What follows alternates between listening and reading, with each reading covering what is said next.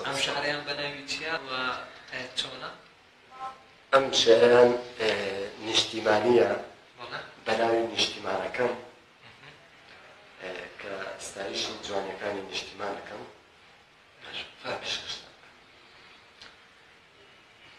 نیشتیمانەکەم هەواری نیشتیمانەکەم زادە شۆڕشی پرداسانەکەم نشینگەی بابا و بابەنگانەکەم ماڵێ بەستەنی جوانەکەم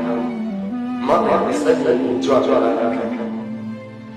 قەڵای بەربەری و بەرفەندانەکەم بەفەن وڵستانی جوانەکەم وشتێک دەستی ناوانەکەم ئارانە جان جێحڕەکەم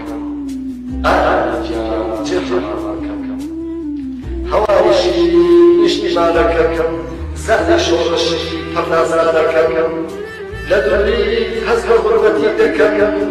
دڵکراوە لە مەربەتی دەکەم لە دووری هەز بە غوربەتی دەکەم دڵکراوە لە مەربەتی دەکەم بۆ ئازادی خۆم چاچەنگانەکەم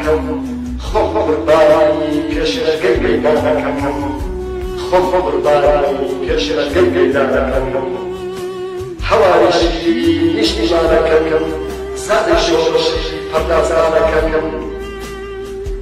شانازە کورد و کورد زمانەکەم شانازە کورد و کورد زمانەکەم بووکی جیهانی کوردستانەکەم خەڵا بەخوایی سوشتە جوانەکەم خۆی ڕۆژگار مەمە شەوانەکەم ئاستا بەشی پڕ ئەستێرەکەم باڵا دەمشاخی بەفرەسەتەکەم تینی بارانی هەولەسەتەکەم هەواریشی نیشتیمانەکەم زادە شۆڕشی پردازانەکەم هەناسە هەڵهەڵی دوای بارانەکەم تاقەتەی یادەی شارانەکەم شلە لای شەوارە سەربانەکەم بۆ دەشت کێ چەند خالیاوەکەم